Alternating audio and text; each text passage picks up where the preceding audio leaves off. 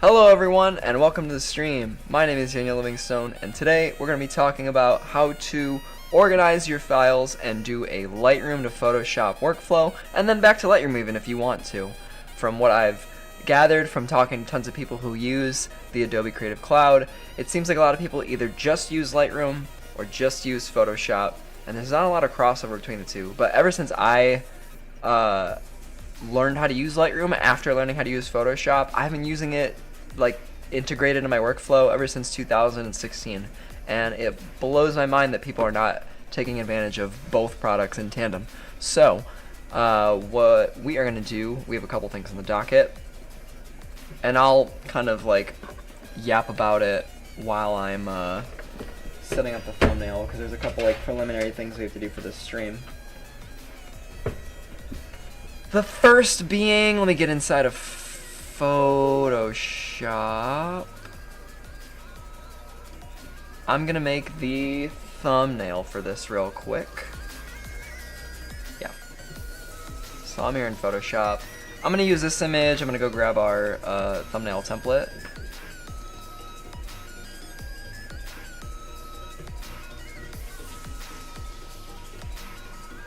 Hello. Yes, hello. We're streaming right now. You know this, right? We're doing things. Okay. You can sit there.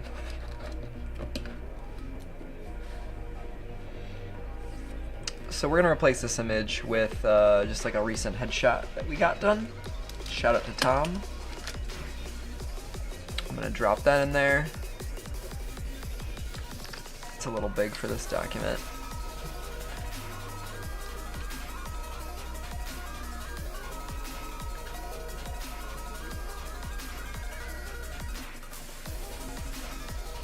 Yeah, I feel like that has to go here. And then we'll do a generated background extension.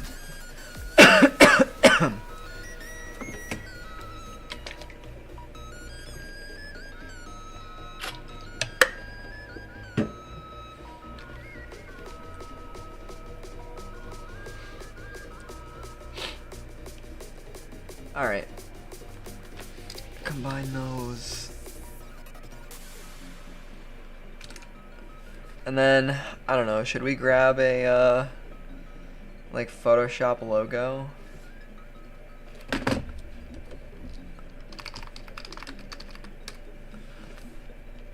Is this gonna be what we want?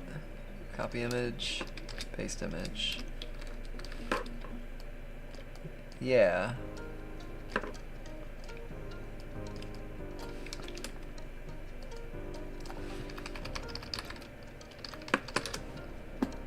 Thank you, Wikipedia.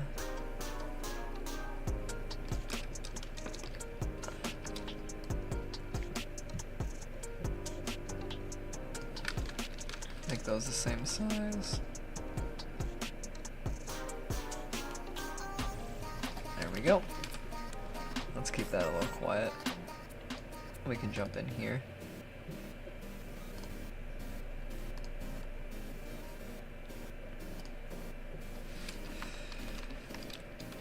Move that over.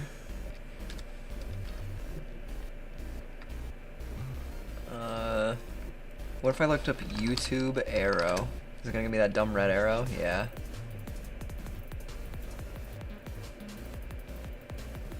I don't hate this one. Ah.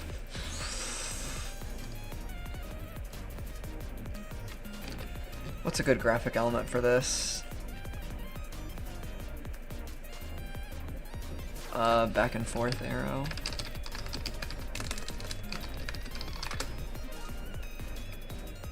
That one's actually not bad. I wonder if Adobe Stock has anything good for me. Back and forth arrow.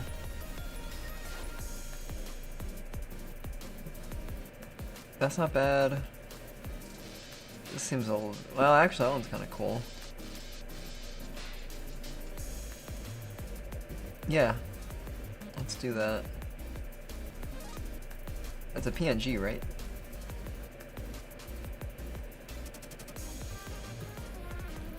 Vector works, I guess.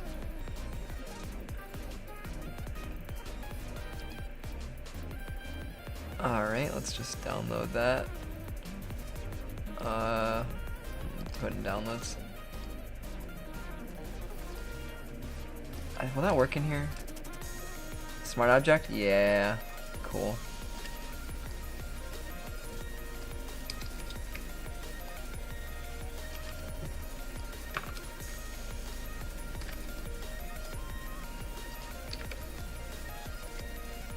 I kind of need to make both of these smaller.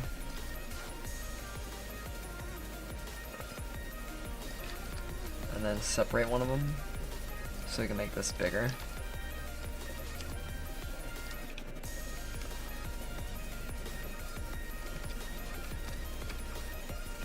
And then we'll do some cool YouTube-y effects with our layer styles.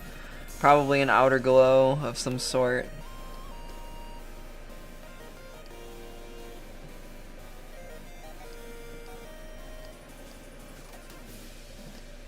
Maybe a color. Oh yeah, that helps a lot actually. Something maybe.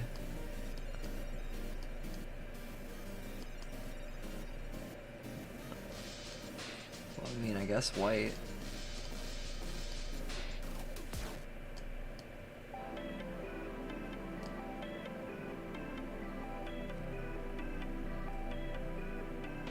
Would a bevel work on this?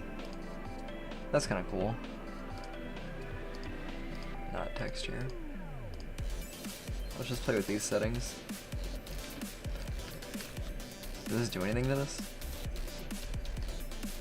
Oh, it does. Wow. Maybe the shadow, we don't need as strong of a shadow.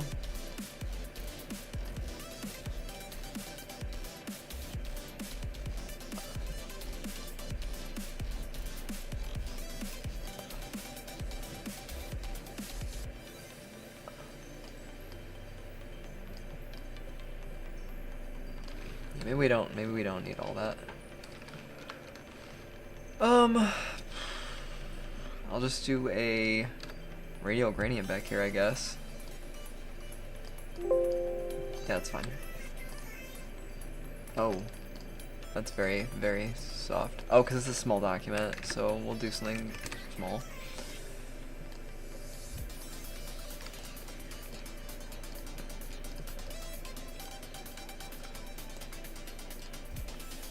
We just do 0 and then do that.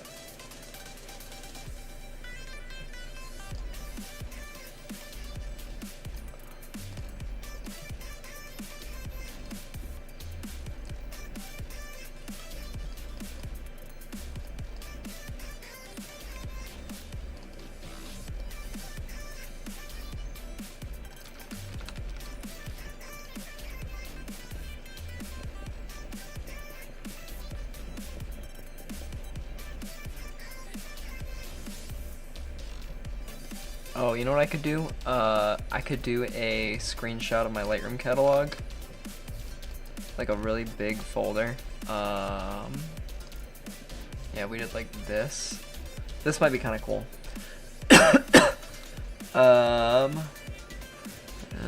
We'll do a full screen screenshot and then paste that into Photoshop. And then we take this and then we distort it. Right? I think that's how we do it. Yeah. Scale that up, scale that down, move that over, open it up.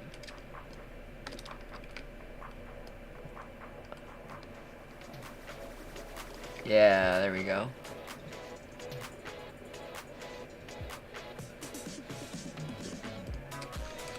And then I'm gonna very quickly just remove any of these suspicious looking things.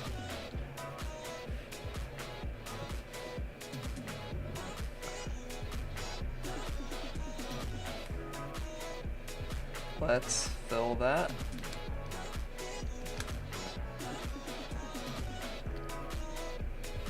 We're gonna gonna sample that color, and there we go.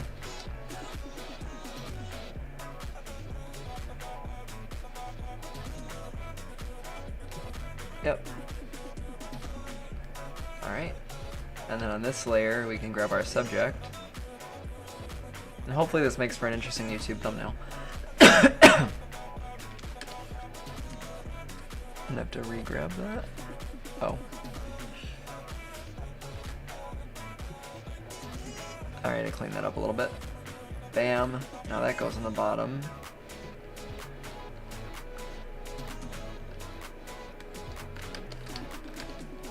Got a little bit of white in there. Let's do an overlay brush.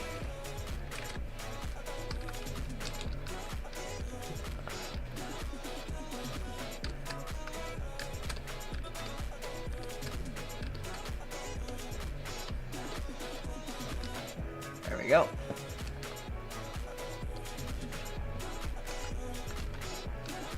Now I can do my own little outer glow. Where is that at? That's inner glow. There you are.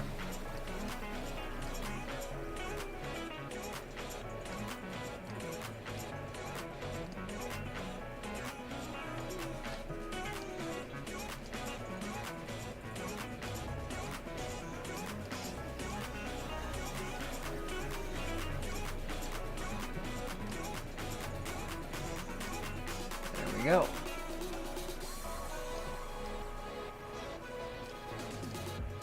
Alright, now we take these three elements and we scooch them up.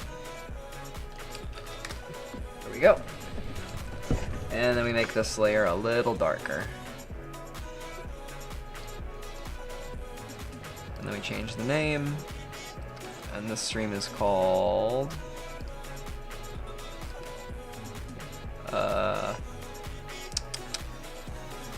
what's the stream called? Close, close. Yeah, that.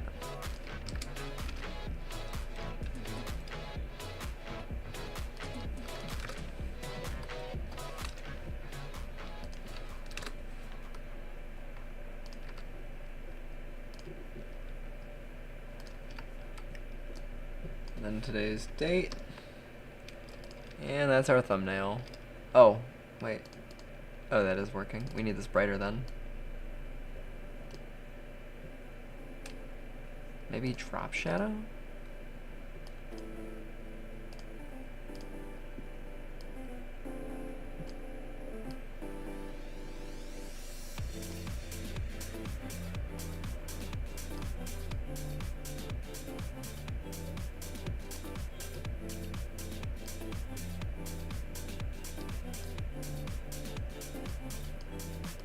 Yeah.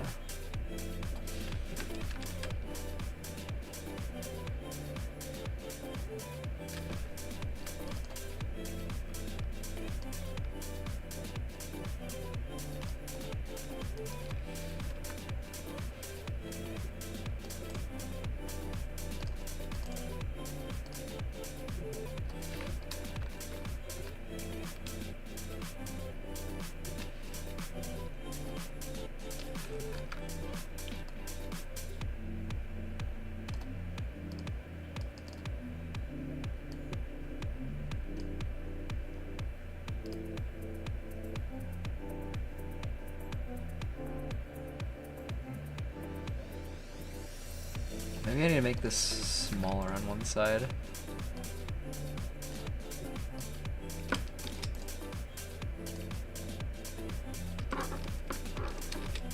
Nope. Perspective. There we go. Right?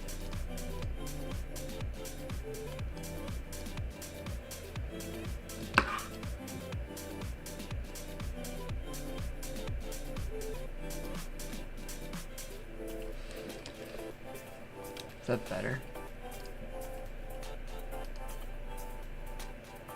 That's worse. That's fine, the way it is, I suppose.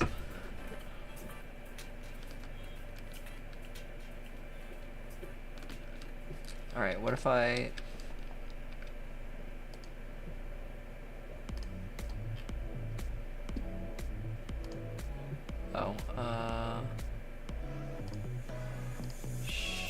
show images in subfolders, close that. And then we did a print screen here. Deleted this layer, pasted it back in.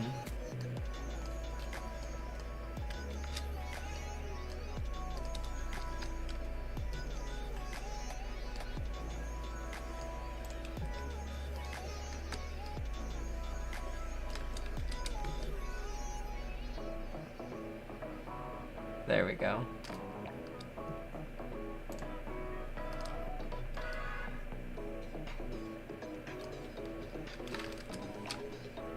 And then we do a layer, turning all that down.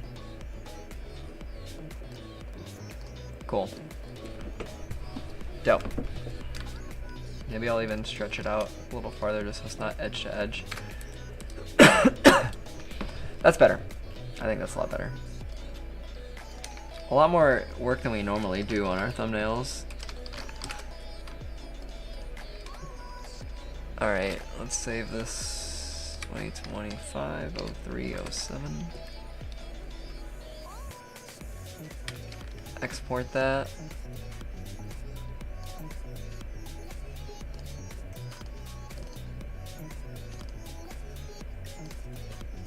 Get that going.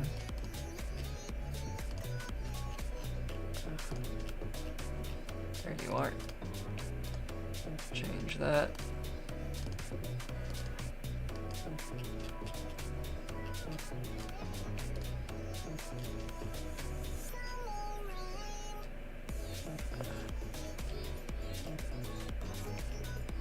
Can I throw it in the playlist? There you go. Live streams. Alright, cool. Well, that solves that issue. We are getting audio on this, right?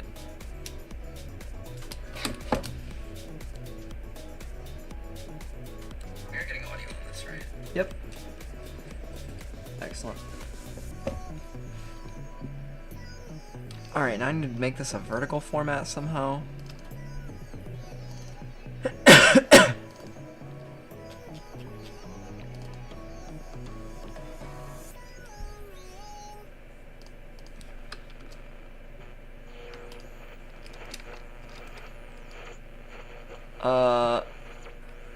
Maybe I'll do, well, okay, there's a lot going on here.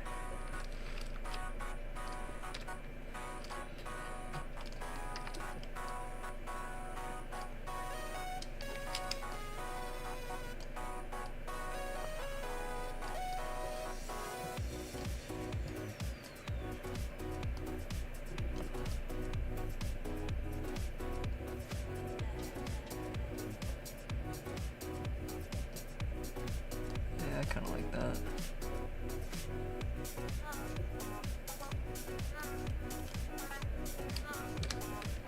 Alright, and then we'll move me over.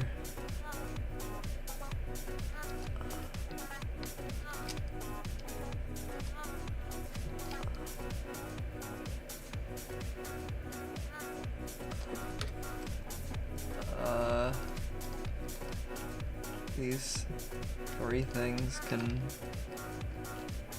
Nope.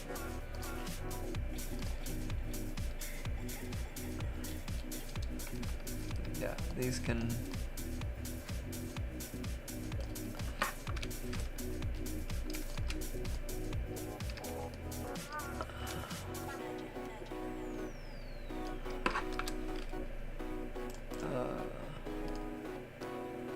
grab that sweater.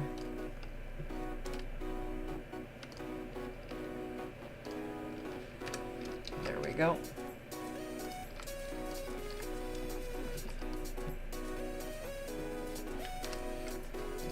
Now we got these three things.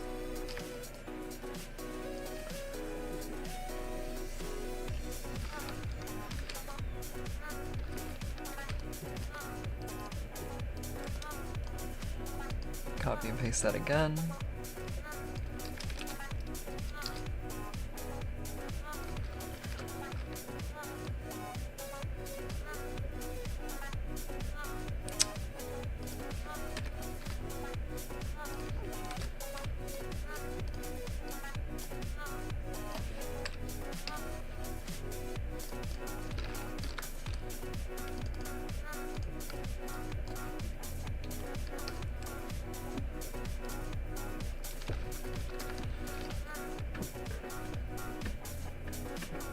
Maybe I can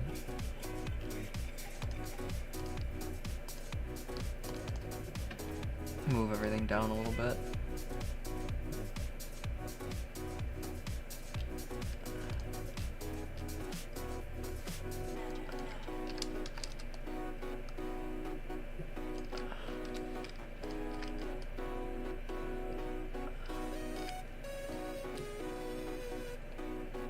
Yeah, let's try that. Oops.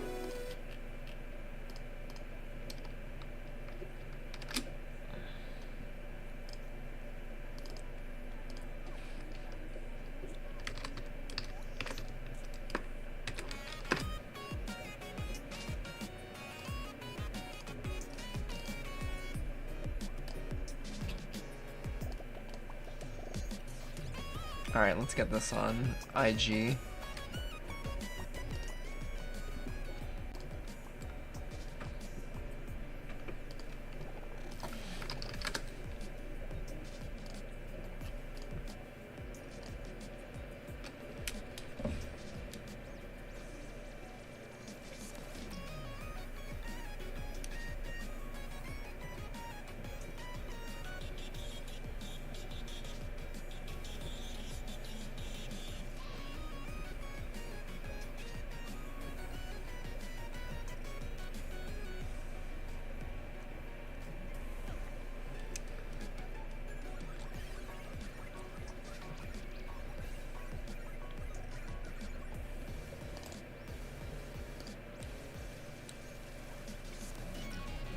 I gotta go grab the YouTube link.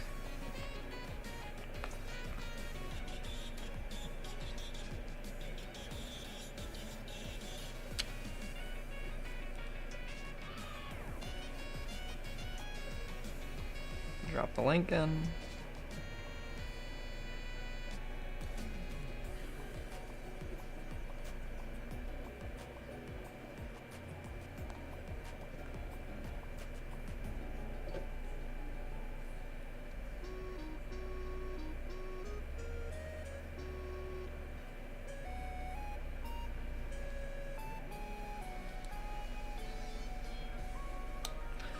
All right, we're getting closer to the excuse me, meat and potatoes of this stream. Let's make a, now that we're done with all that, let's make a new document, not a new layer, new document. 1920, no, 1920 by 1080.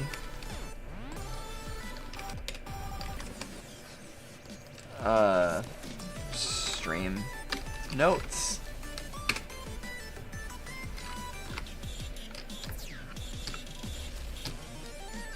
Alright, is this gonna work? Can I write stuff? I need a hard brush. So we're gonna experiment with some stuff. This is actually, so okay, now that I can talk to the audience because I'm mentally present. Transition back to that. So, today's stream is going to be a rehearsal of a presentation that I have coming up, and I just want to make sure that I can fit everything in the right amount of time, so we're going to be gauging speeds and content and maybe cutting some things in the final version. But I just want to share this up with you because I think it's good information, and I just need to get some practice in. So, bear with me as I do this. This is kind of a new format for me as well. I'm kind of going to be using this to illustrate my thoughts in real time. So, Lightroom to Photoshop. Cool. We can go and reference some notes really quick while I pull up Google.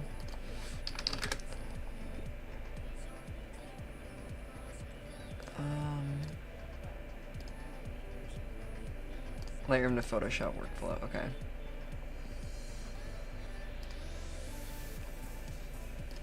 So we are here, I have some notes. So we're gonna start with file management, directory setup. So there are a couple ways to, oops. Just do black. All right, so there are a couple ways to do file management.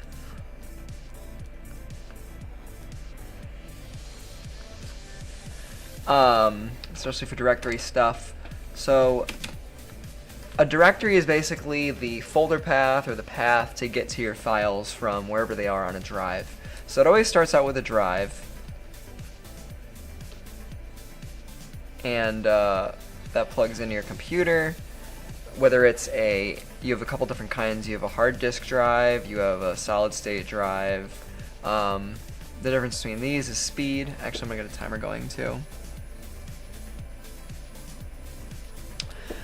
So you have a hard disk drive, solid state drive, whatever you have. If it's internal, external, doesn't matter. There's always going to be a path for eventually somewhere down the road your photos. That's supposed to be a landscape photo. Whatever, it's fine. JPEG. So this path can be as simple or as complicated as you want. And what you can do, what I like to do, is I like to do drive into like type. Like I have photo and video, so like media type. So that's photo or video. And then that's into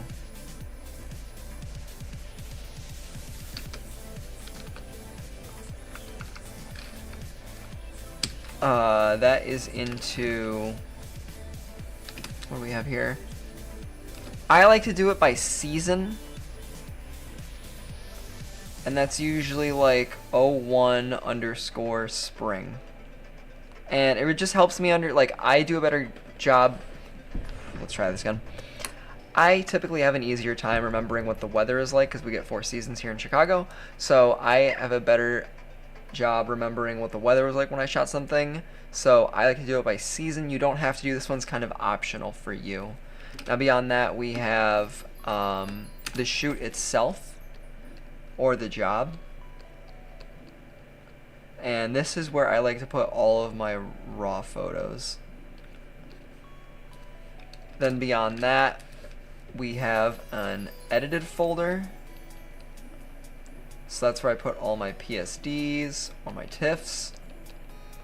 And then beyond that, we have our exports. And that's going to be my JPEGs.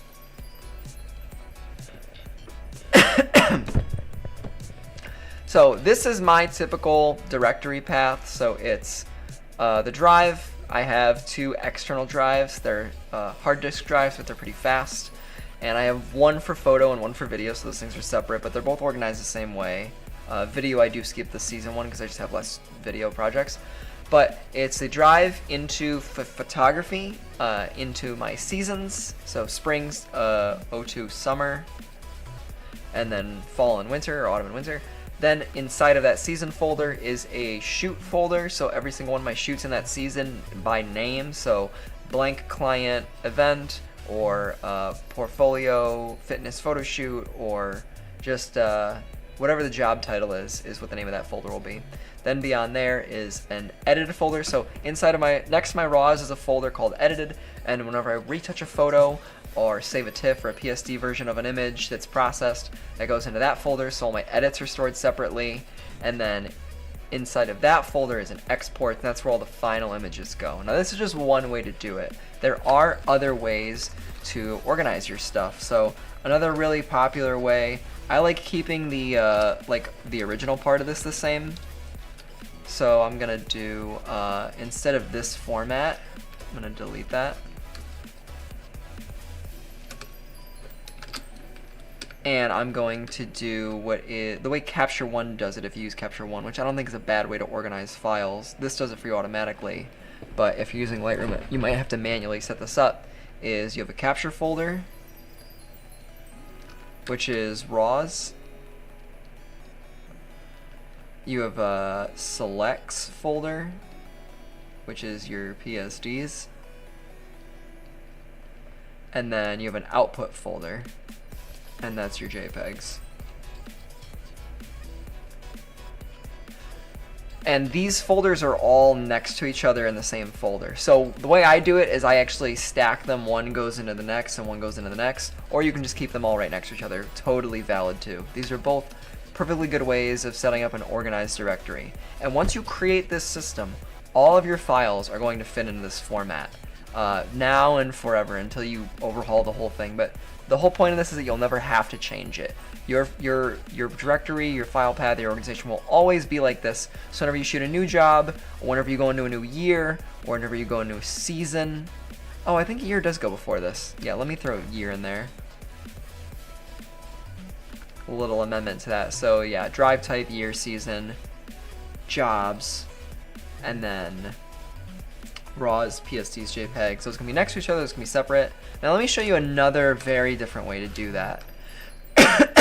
So some people like to start with, and we'll keep everything the same in the beginning, you know, there's always drive to start out with, and then that goes into, let's say, photo.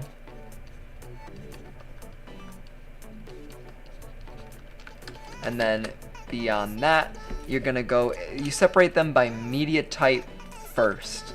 So format, which goes into 3 different folders. So you have your RAW folder, your like edit folder, or like your TIFF folder, and then your JPEG folder. And then inside of all of these, each one of these, you have your year, you have your shoot, and then you have your, I think it ends there actually. Yeah, your files. So each of these gets a year folder, each of these gets a shoot folder inside the year folder. So I think actually a better way to illustrate this is probably gonna be, let's do year, shoot, year, shoot, and then year,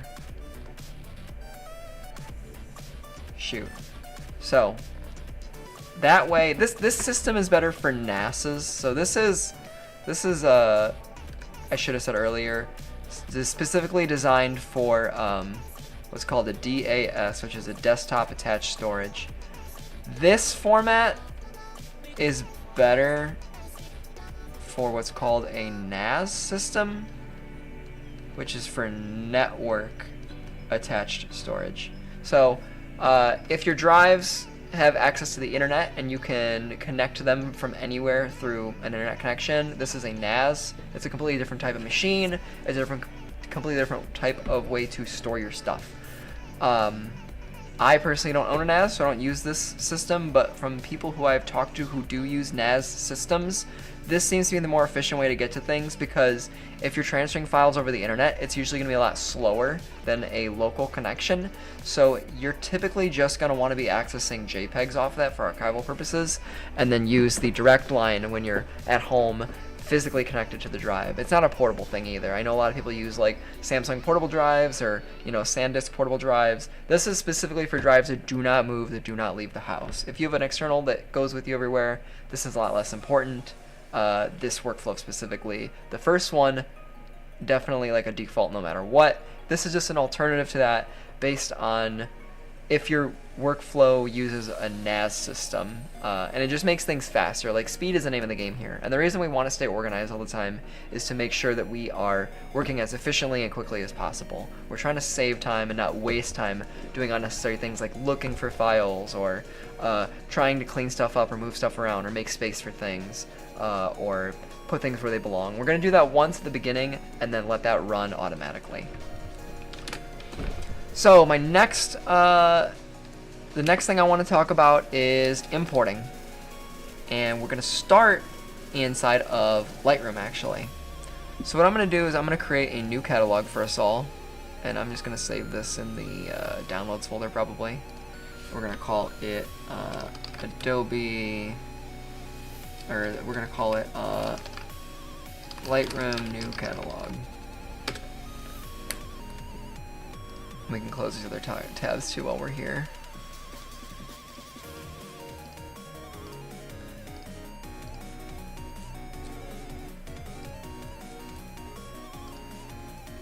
So if you haven't used Lightroom before, and that's okay because this is for people like you, this is what it's going to look like when you create a new catalog inside of Lightroom.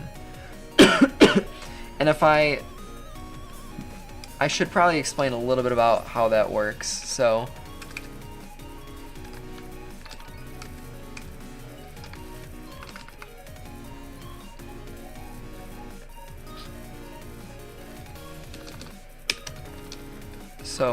Lightroom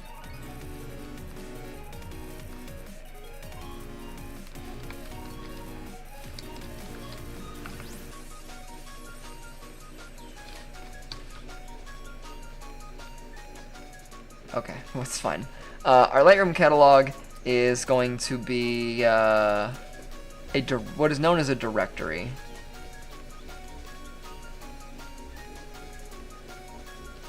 And what this is it is basically pointing. The way I like to describe it is I need to work on my handwriting. It is pointing. Let's see if I can draw a hand.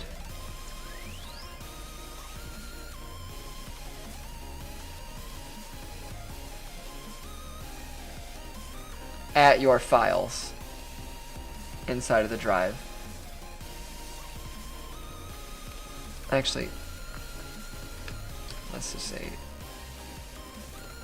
So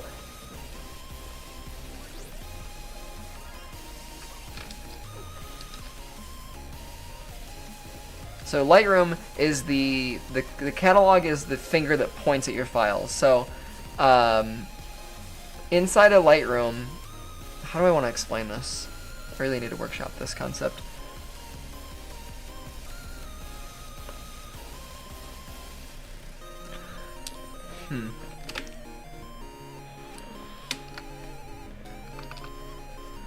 So let's talk about what a Lightroom catalog is. A Lightroom catalog is essentially a directory.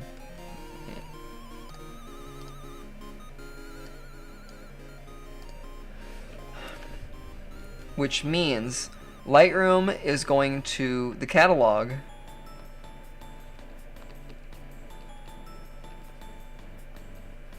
is a finger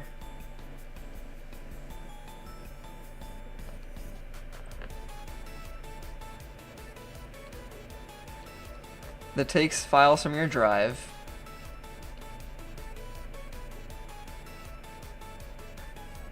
that is a god-awful hand and points at your photo files. So whenever people are like, oh, I put the photo inside of my catalog, or it's in my catalog, or like, technically your catalog isn't a place, it's an identifier. It's just pointing at stuff. So you can't move a photo off your drive into a catalog because it's not a physical space for it to exist. Your files will stay on your drive and your catalog just directs them. It's saying, hey, this is over here. I'm telling you that it's over here. So it's pointing at this for you. Now, with that being said, a catalog also allows you to do other things because it allows you to, obviously, I'm actually not going to say the word edit. I'm going to say the word post-process. And there's a lot of debate in the photo world about what the word edit means. Some people think it means culling, where you're actually just making selections and excluding images from a selection. Some people think it means making adjustments to exposure, contrast, color. When it comes to this like exposure, contrast, color concept, I like to call that post-processing. You're processing the images out like in a darkroom. You're not really editing images in a darkroom, you're processing them or developing. So these are the two major functions of the Lightroom catalog. It's a directory and it's a post processor. We'll be talking mostly about the first aspect of it as an organizational tool. So if I have a fresh start on a brand new catalog, you can see there's nothing in here. It's telling me to click the import ... button to begin. That's over here in the bottom left corner. You can also find it in the file drop down menu right here under import photos and videos, which is the same thing as this button. And like many Adobe products, there are a million ways to do the same thing. So if you find a way, if there's a button that you like where it is, you don't like doing the other way, just keep doing that. Your process is fine. So we're opening up the import dialog box. I have my memory card for my camera plugged into my computer right now, and you'll find it right here. So this is a very left to right workflow, and this window can confuse a lot of people, but we're going to start on the left side of the screen, and we're going to move our way over to the right side of the screen. So the first thing we have here is select a source. So that's what this whole column is for. So I don't need to click this box. I just need to pay attention to the source drop down right here. And this is where the images currently are. And right now they're currently on my memory card. So I need to find them here on my memory card inside the Canon folder where it stores all my raw images. And you'll see I have a bunch of images right here. Now there is a very specific shoot, and I'll clear all this out by the time I do the real stream, but it should just be these images right here. And I hope this will be like really fast. So I'm going to select the images that I want in the real version, and it'll just be all of them, and I can check all, and then it'll be there, but I can still scroll through and see other stuff that's on this card that I may not want to include. And now at the top in the center, since I'm working in the middle panel, I need to make sure that everything's good in there. We can sort these by file type or capture time, whatever we want to do. So I like capture time. It shows me the order in which stuff was shot chronologically. We can change the size of our thumbnails if we want to see more clearly what images we are bringing into our catalog. And then at the top we have 4 options. Copy as DNG, copy, move, and add. Typically, I ignore this first copy as DNG option. I just ignore it. I never use that. I've never used that, and I've been using this for about 9 years now. Copy is what I'm using most of the time. Typically, it's going to default to this, and it'll tell you what it's doing. So we're going to copy photos to a new location and add them to our catalog. So not only we're copying, we're also adding, and that's a different function. So if you're asking where are they copying to, the last column on here in our panel is the destination. And we can click on this drop down and do it like this. Typically I use, let me close all these other ones for now, this destination panel. All these panels will be here. You can open and collapse these as you want. I have to keep my workflow, my workspace simple. So we'll start with destination. I can pick, these are my drives that are plugged into my computer. What these say will vary for you based on what your computer setup is and what your drives are called. However, since we have this this directory system, I can show it to you now. This is my drive. This is my photo folder. These are all of the years of my photos. I can open up any single year and it'll show me the 4 seasons of that year. The current year, we are in the spring, so I'll go to the spring folder. And then these are all the different shoots that I've done this spring so far.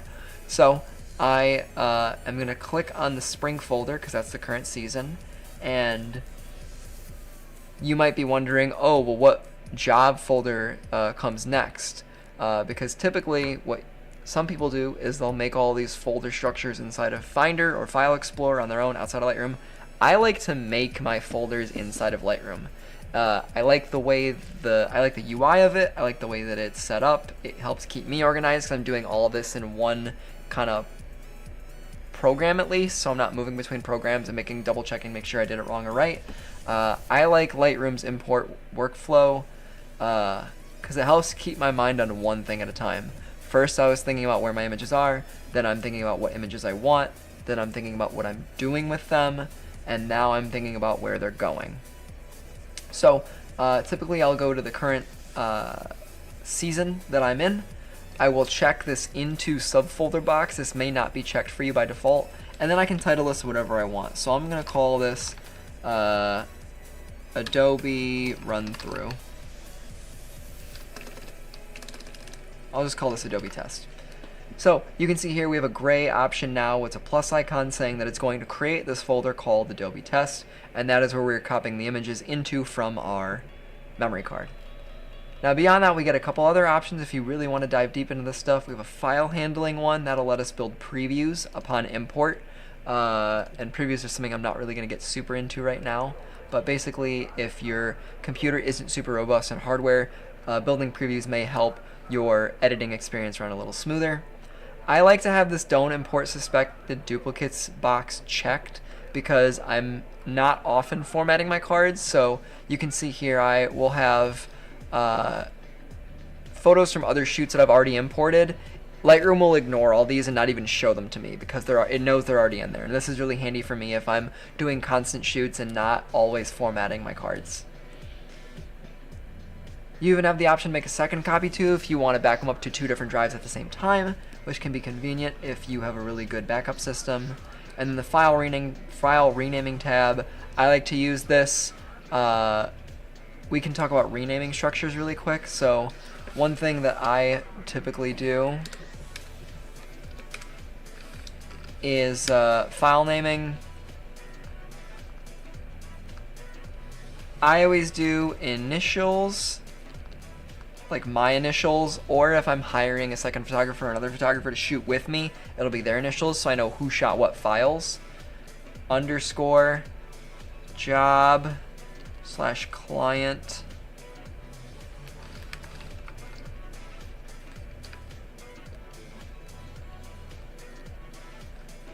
and then underscore a 4-digit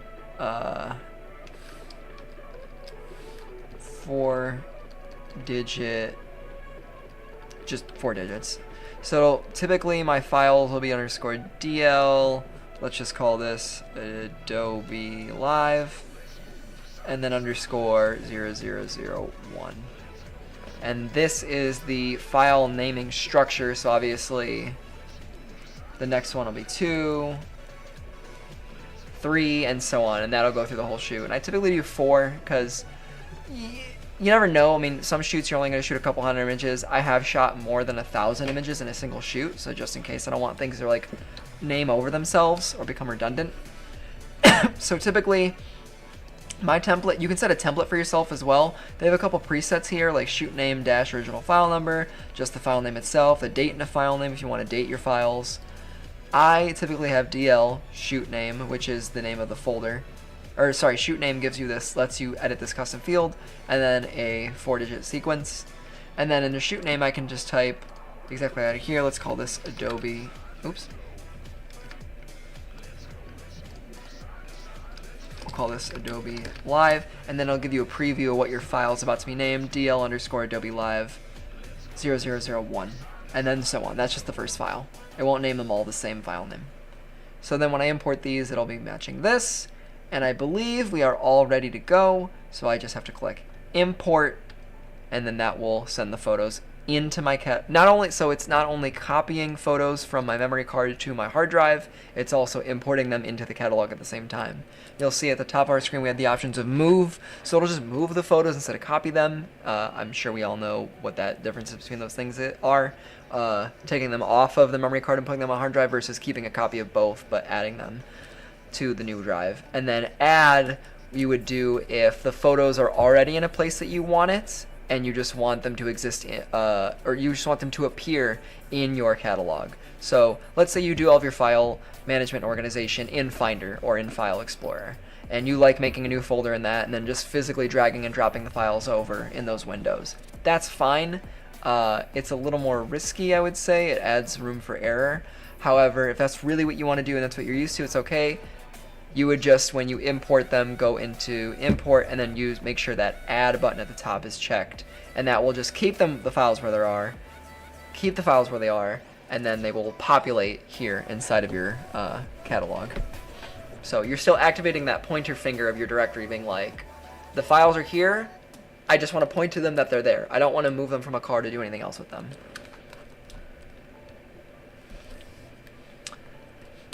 So we have all of our files imported into our new Lightroom catalog. You can see here on the left side we have the navigator and we have the folders tab. I'm going to close everything except folders.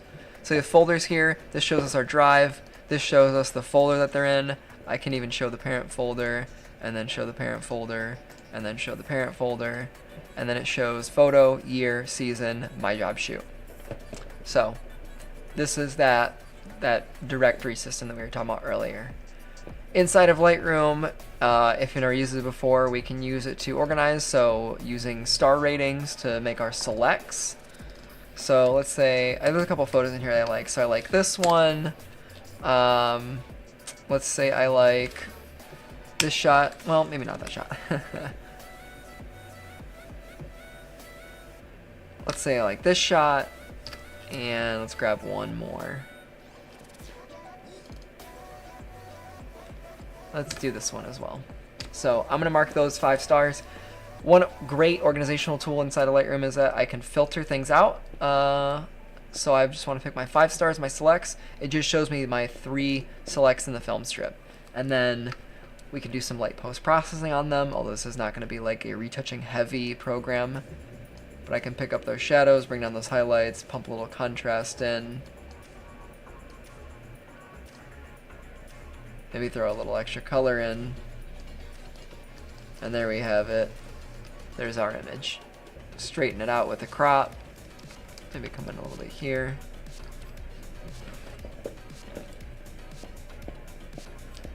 Alright. So let's say that image is kind of lightly processed the way that I want it. And then with this image, love that. We're going to recover some of those highlights. We're going to bring up the exposure, pump some more contrast in, bring down the shadows. Let's make it moody. Change the white balance a little bit here. Good.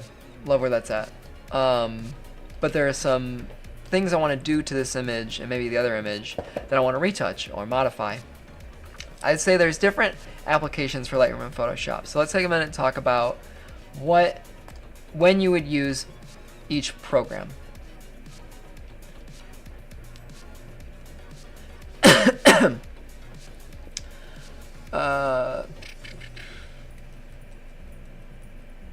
So reasons you would want to use Lightroom. Let's just make a little tally list.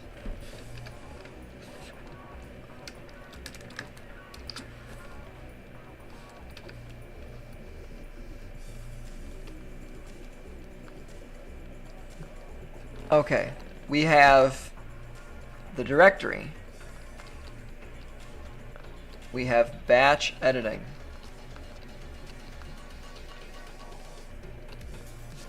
We have my notes. We have quick masking tools.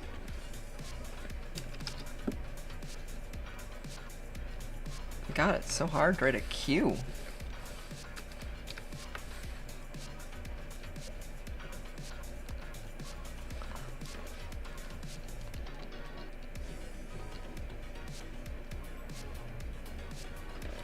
We have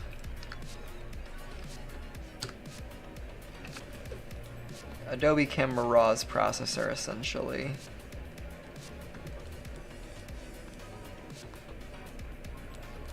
Which you also have inside of Photoshop. If you're strictly a Photoshop user, you will notice that this layout, this UI, is very similar to what you're used to in editing RAW's photos in just Photoshop. This is usually the first thing you see when you pull a photo into Photoshop that's RAW. So let's talk about when you would want to use Photoshop instead of Lightroom. Because I know a lot of you Lightroom diehards who are scared of Photoshop are like, oh, there's too much stuff, it's too complicated, it's really hard. Photoshop has a time and a place.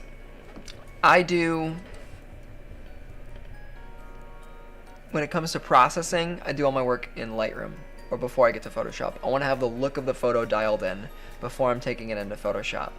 I'm never determining generally what the photo is going to look like when I go into Photoshop. I have that all figured out beforehand. However, if I want to do very specific masks, I'm going to do it in Photoshop. If I want to do any sort of fine retouching, I mean, any retouching I would do in Photoshop. I typically do not do a lot of retouching in Lightroom, unless it's like a single blemish. If I want to do anything with graphics, or sorry, before I even get to graphics, if I want to do any sort of compositing, so that means like if I want to take two photos and combine them or merge them or mess with them in any way in relation to each other. If I'm shooting a group photo and I want to bring good faces into one shot and kind of combine them all, I have to do that in Photoshop. There's not really a great way to do that in Lightroom. What else did I write down? Or if you're just more comfortable with it. You know, for those of you who are just Photoshop diehards and you really like editing in Photoshop, you do not have to do batch editing in Lightroom. You do not have to do quick masking. You do not have to do any processing in Lightroom. If you just use it for the directory purpose, you're already getting your money's worth, because this is a huge factor in what makes Lightroom really, really good in my opinion, and what has like really, really bolstered my workflow. So you can just use Lightroom for the import dialog, for the file renaming, for somewhere to just keep everything organized. And if you want to take all of your images into Photoshop and just do stuff in there, perfectly fine. There's a really easy way to do that, and we're going to dive right into it. So let's say I am really itching to get into Photoshop and start doing something in Photoshop here. I'm going to take this image. This is the way I like to do it. I like to right click on the thumbnail. I believe you can also just right click on the photo itself, but you can right click on the film strip icon. You can also right click on the image, and there's this edit in button, and that gives you a whole bunch of options. Now these are a bunch of plugins I have. You probably won't see these. I don't think anyone else has these installed, but you will definitely have at the very top, edit in Adobe Photoshop current version. So I am going to click that, and it just brings me right into Photoshop. I didn't have to click anything, I didn't have to do anything. It just took me right in here. The image exists in here. It's my background layer. We are back in Photoshop. So let's say I wanted to, we'll do some light retouching just for the sake of this example. Let's say I want to get rid of some of these flyaways in Photoshop. We'll do that, we'll do that. Just cleaning up some of that here. Get rid of some of this dust and specks and flares. If I want to remove this light, I can use a generative fill in here really easily. It'll just get rid of that.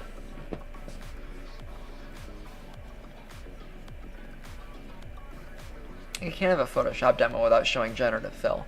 Come on. Excellent. So, yeah, we're doing a couple of things in there. I mean, if I really wanted to, maybe I'll include this in the explanation.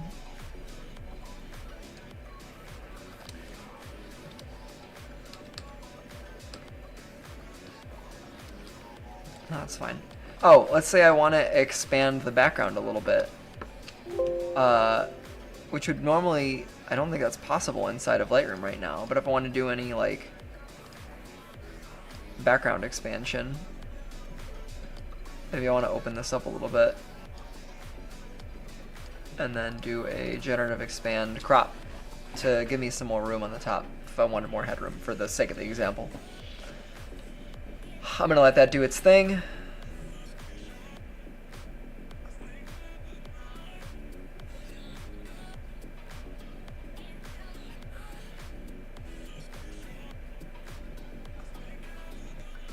Sure, and it gave me a roof, and it gave me a little extra room to work with here.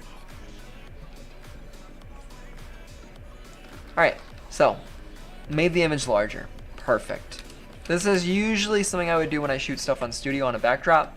I can expand that backdrop really easy with this method. So I have this image, and we're expanding that, and then let's say I want to do some like really precise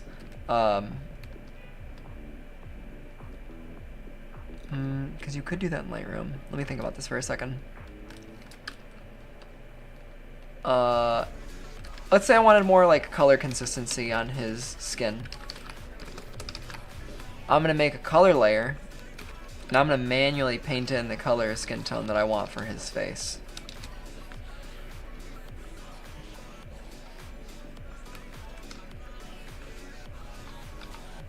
So let's say I want to desaturate some of those reds. Now I can just paint those down. Go for like a moodier, darker look.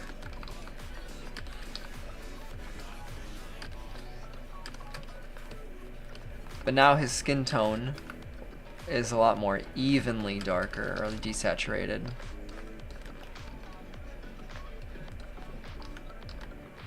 So now everything's a little more muted.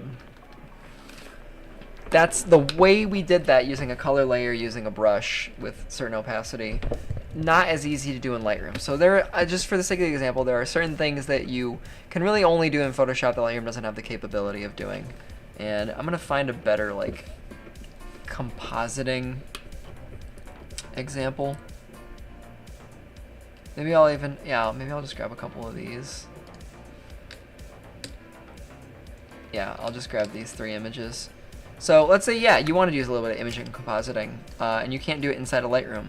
Lightroom can at least help you organize your files. So if I click on multiple images, go to edit in, at the bottom some of these options open up and aren't gray anymore, so you can open them as smart objects, you can open them, you can merge them at HDR, you can merge them as a panorama, or you could open it as layers in Photoshop. So instead of opening each of these documents individually and then combining them, this is convenient enough to where it'll put them all in one document for you. It just saves you an extra step. It's a nice little quality of life feature. So now let's say I want to do a cool effect where I blend all of these together. I'm going to reverse the order of these.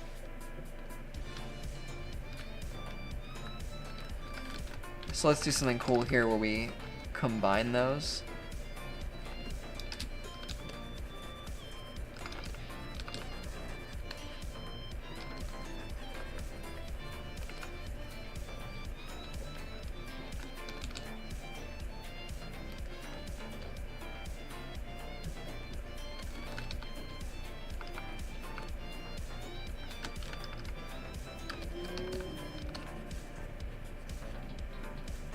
I'm sure there's a better, more like real world application of this, but something like this, you get the idea. Anything involving like a merge together. So something interesting like this. And I could even include like way more shots if I wanted to. The point being, I can't combine images like this inside of Lightroom. It's just not possible. So it's something I would have to go into Photoshop to do. And I've used multiple images or multiple files, brought them together, composited them using my masks. Good. All I'm going to do is I'm going to press, actually I'll show you the way to do it here. File, save. So you can see that we're working off of, we're inside of a Photoshop, it's a Photoshop document. I click save, not save as, but just save the current document. Bam. .psd. It's already created a Photoshop file for us. So if I go back into my Lightroom catalog, you can see the thing that I currently have selected is my composite now. It is a PSD. It's file 320 PSD, so it's attached to this one, which is our first layer that we used. So this is 320.cr3, and this is 320.psd. And you can name it whatever you want. I like to keep the PSD files attached to the original RAW, just there next to each other. It's easy to see the edits. But now our PSD file is inside of our Lightroom catalog automatically. I didn't import it, I didn't add it, I didn't copy it, I didn't do any of that. It just automatically did that because we did that edit in feature that took us over to to Photoshop. So Lightroom knows that we're in Photoshop, and when I save that document, it can bring it right back into our catalog. And this is a feature that I really feel like not enough people know about it. And even if a lot of people know about it, not enough people still don't know about it. This is really the fastest workflow that I've found, is just taking RAWs from Lightroom, processing them, retouching them in Photoshop, bringing it back in my catalog. If you really want to, you can even further post-process on top of this PSD. So let's say I just want to do my compositing first, or my retouching first, and then I want to figure out the look later. You can do all that, and then in Lightroom, I can go and change all these settings here, bring my highlights down, bring my exposure up, contrast, shadows down, whites down, blacks down. Bring some vibrance back into it, bring some clarity. Whatever you want to do to this.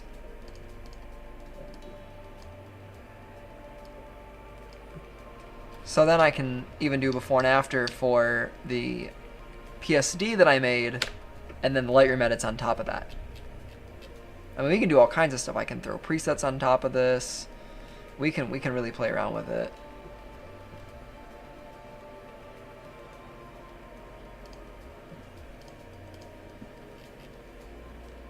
So let's just throw this one of my presets on it.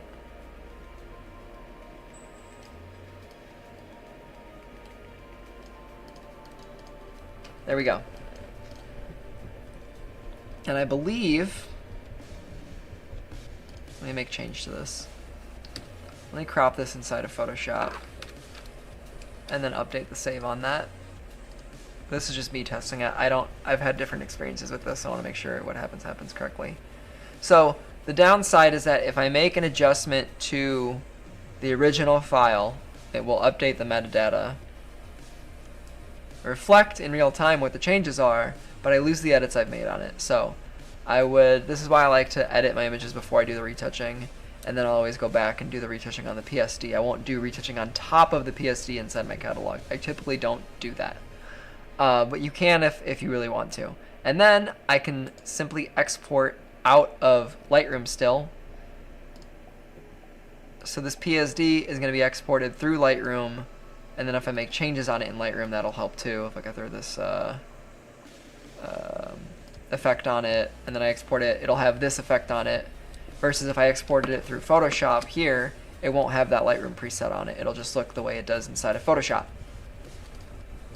So you can export your retouch, composited, whatever, PSD TIFF files out of Lightroom still. So I'm still keeping most of my functions inside of my Lightroom catalog, which I think is really convenient. Now, let's say I go and edit some more photos, like I throw something on here, and I'm working on this photo for a little while. I think that's pretty cool. I go work on this for a little bit, and I'm like, you know what? Actually, I'm noticing that I don't like the logo on his socks in this photo. Well, I already retouched or put this photo in Photoshop, and I technically could use the the remove tool inside of Lightroom, and that works fine. Once again, reasons to use Lightroom, reasons to use Photoshop. But let's say for the sake of the example, I really wanted to do this in Photoshop, and I knew exactly how to do it because I was really good at retouching in Photoshop, and I'm not comfortable with Lightroom. I go to my PSD file that's in my Lightroom catalog.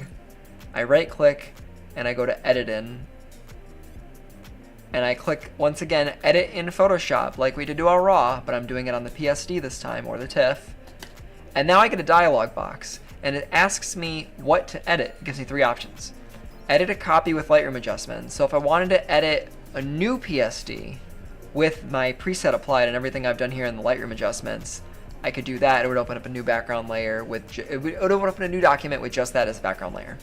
I can edit a copy of the original file where the Lightroom adjustments will not be visible. So I'll open a new Photoshop document, and it'll just be like this, and no layer data. It'll just be flattened PSD or TIFF. Or I can edit the original, and this is editing the original file. Lightroom adjustments will not be visible. So once again, we won't have these PSDs, but if I click open the original,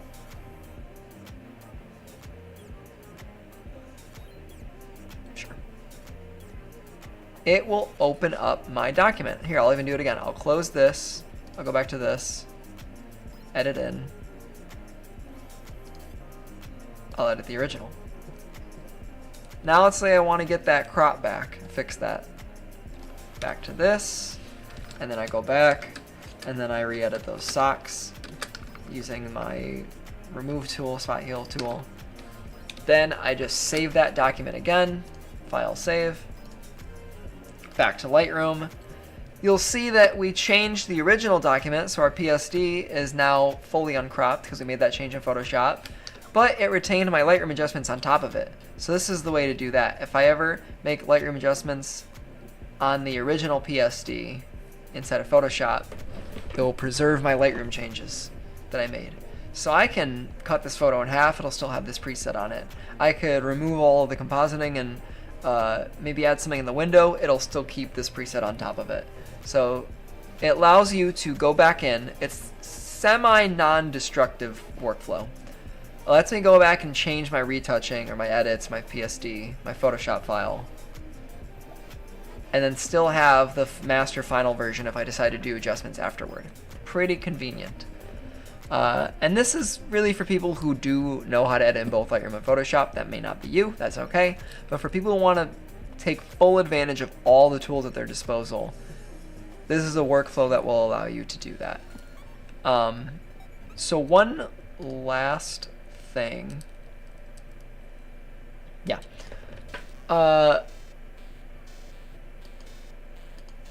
And then I guess when I do the Photoshop example, I can do like a save as, and I can show them like, oh, I'll make the new folder and I'll make the edited folder and then I'll save it inside of there.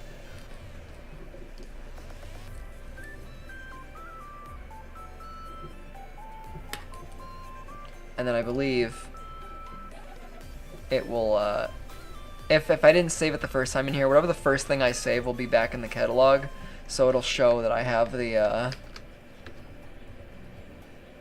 here, I'll remove this for now. And then I'll import. Oh, sorry, I gotta import from the actual original folder that it's in. There we go. So now, since it's already where I want it, I don't have to copy it anywhere. I just have to click add. We lose our destination tab because that's not how that works. And I just add it into my catalog.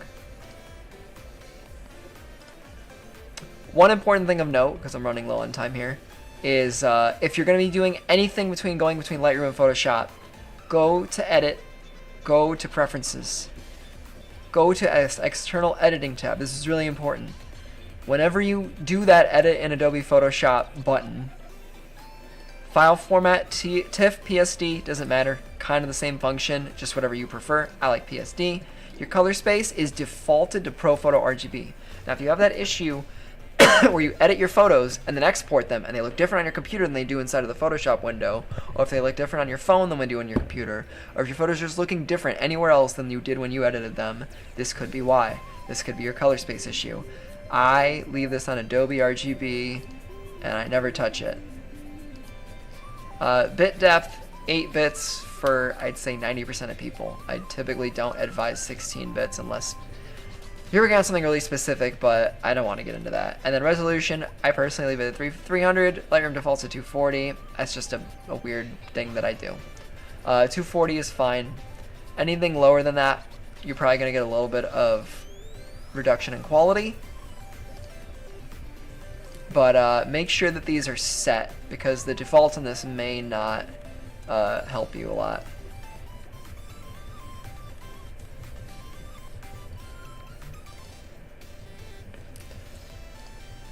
Just change some other settings over here. So yeah, make sure you save it. These are the settings I would advise for most people. Just copy this off of my setup. So the last bit of advice I'm going to give, because I'm running out of time, is this collections tab. Very, very useful for even further organizing if you've been shooting for a really long time and you don't want to go through folders and you don't want to go through stuff. Make a collection for things that you're regularly referring back to. A collection is basically just like a photo album or an album like in your phone Photos app. If you're making albums of photos, that's basically what a collection is. So what I'm going to do is I'm going to create a collection. I'm going to call this like my fitness portfolio, or actually website images, because we're always re-uploading images or refreshing our website, adding new work to our websites.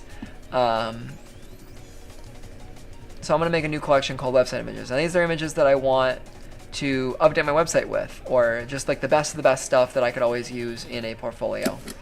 So when I finish making these PSD files, I'm going to make these thumbnails a little larger. So you can see here, I know it's my PSD because if I hover over it in my file name right here, it'll say the PSD. I'm always looking at this right here just to know which file I'm, because this, I mean, we can see because it's the composited one, but like if I retouch this image, it's going to look exactly the same from a thumbnail point of view. So I'm always looking at the file name down here.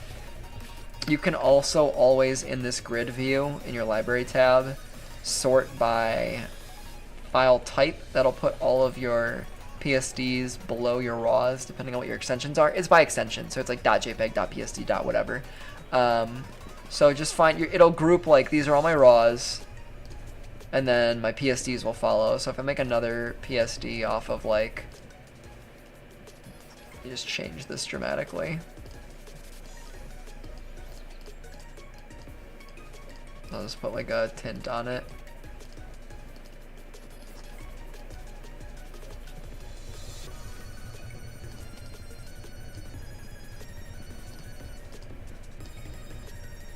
Yeah, we'll just make it orange. And I'll save this in my edited folder. Save that.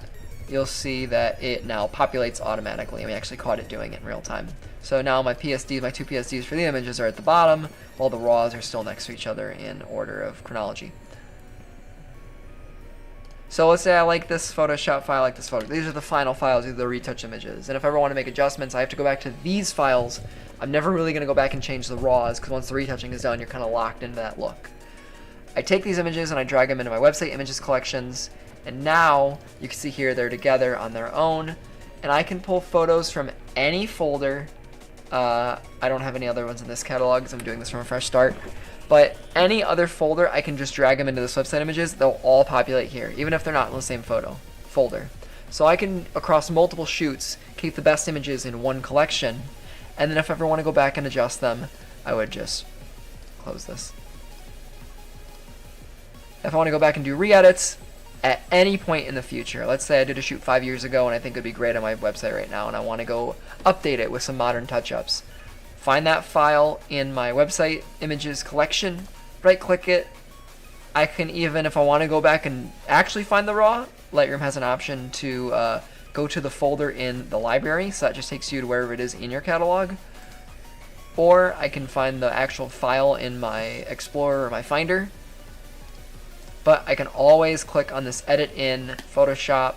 If I click on the original, it just fires up the PSD for me with all the layer data in here.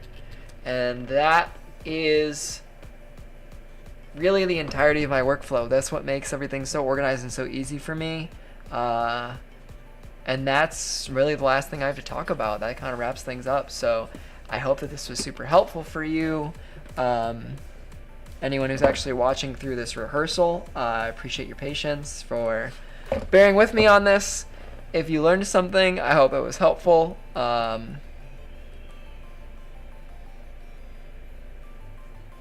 ended really abruptly. I'm not gonna lie, that really did end super abruptly. Let me do this better. So let's just do a formal wrap up talking about everything that we learned today. I kind of want to do a recap for my own sake.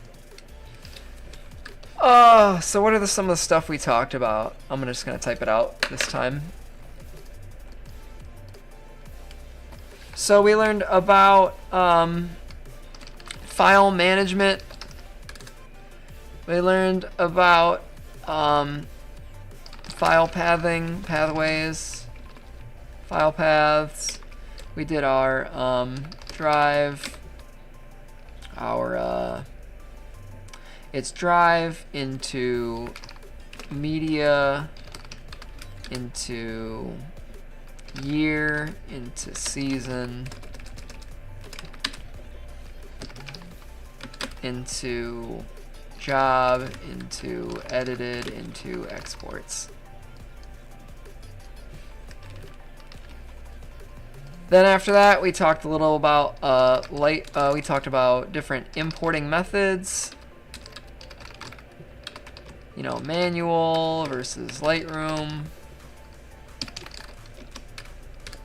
After that, we talked about just like general Lightroom stuff. So, filters, post-processing, benefits, actually, that'll be a later thing, etc. Then we talked about Photoshop versus Lightroom. We talked about edit in Photoshop tool, which is great, which automatically brings your stuff back into Photoshop, which is pretty cool.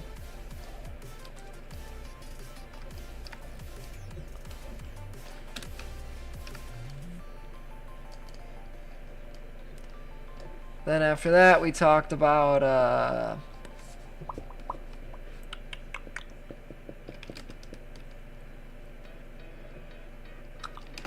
Oh, automatic importing back into Lightroom.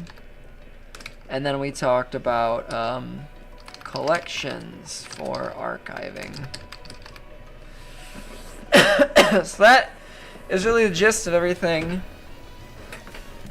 We covered a lot, but we still managed to get it all in under an hour, which is the goal, so I'm really happy about that. We have 6 extra minutes of padding, and that's with me like stuttering and messing stuff up and delaying. So that gives me time to open up to questions and do a little bit of a bio intro. I'm gonna need to figure out better examples for doing some stuff inside of Photoshop. Oh, and then graphics. I forgot to mention graphics. Like, if you, a reason you would take a image into Photoshop is like for the graphics. So if I'm working on like a new YouTube thumbnail, let me just open up the other one. Maybe I want to add text to it.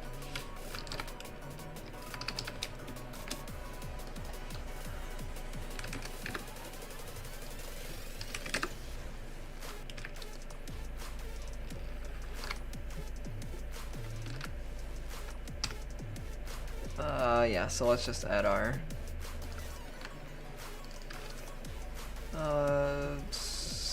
do our stroke, make it like neon yellow.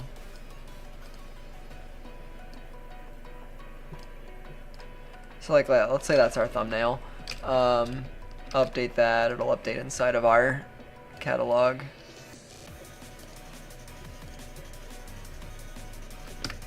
And then it's inside our collection, still updated the same way.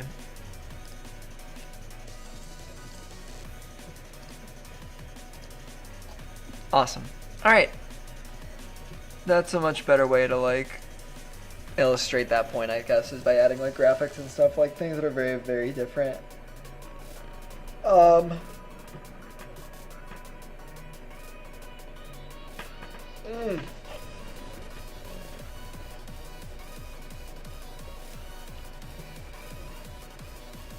Let's see, what else?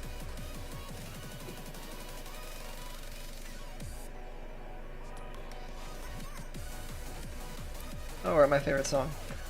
I think that concludes everything, and then we'll have like, what, 4 minutes for questions? We still have like 3 minutes for questions, but ideally, when we do the actual presentation, people are going to be asking questions in real time. I'm glad this fits in an hour. I was actually worried about stretching, having to stretch this stuff out, but I think I have plenty of stuff to talk about.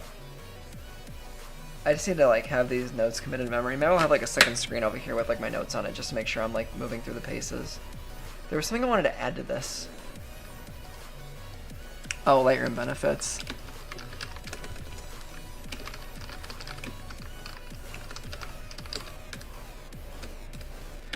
Batch editing. The directory. Collections. Quick masking, presets. Yeah, I'd say those are all like the main reasons.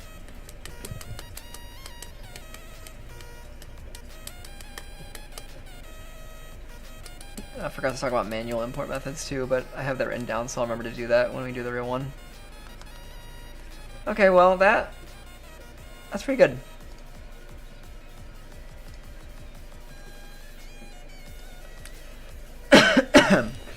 I like the scribble thing, I don't know. I learned it from a Twitch streamer. And sometimes it just feels like a more casual way to go about doing stuff. Like, if I just wanted to write, like... Oh. Like... Daniel's... Notes.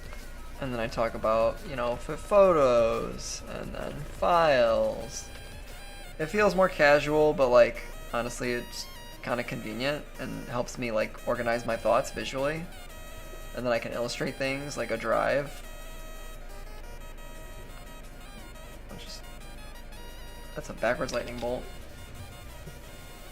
That's not it, that's a 4. Yeah, that's your drive. And then little plugs, I guess. And then we can talk about that going into your computer. And then your cards, cameras. Ooh, that's a pretty good memory card. And we draw a camera. Like, this gives us a lot of cool options.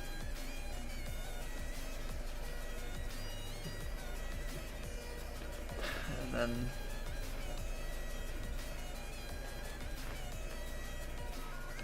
I draw this circling that.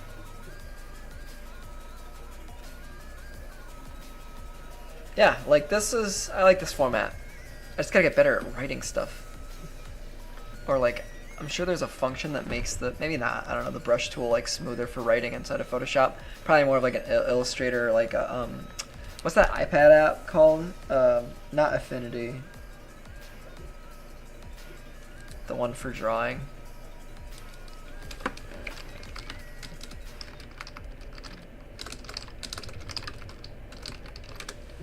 What's it called? Procreate, yeah. Like that's more like a Procreate thing, I guess.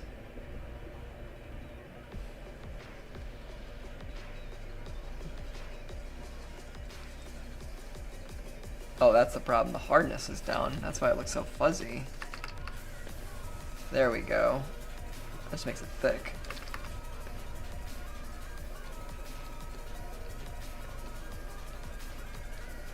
Well, that's a lot more legible.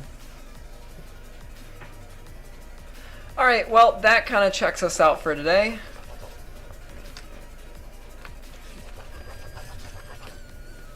Thank you everyone for joining the stream. Appreciate you all working with on this. If you got anything out of this, please consider subscribing. I'll probably drop, I don't know if, I'll drop my, like all my affiliate links if you want to support the channel.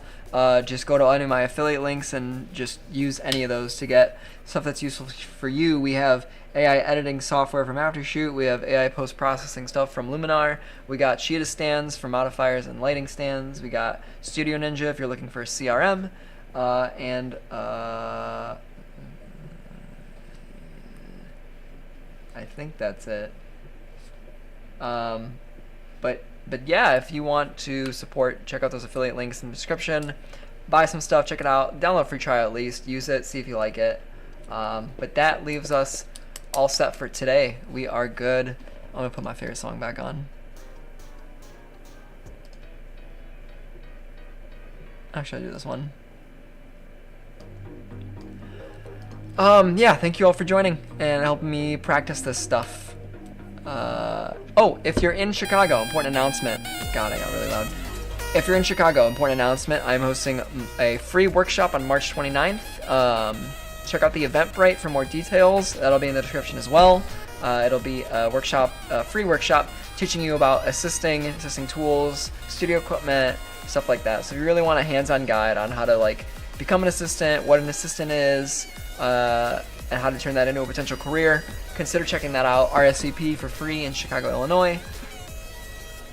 I think that's all my announcements for now. So I'm gonna let you guys go. This is a quick one, but super necessary for my practice.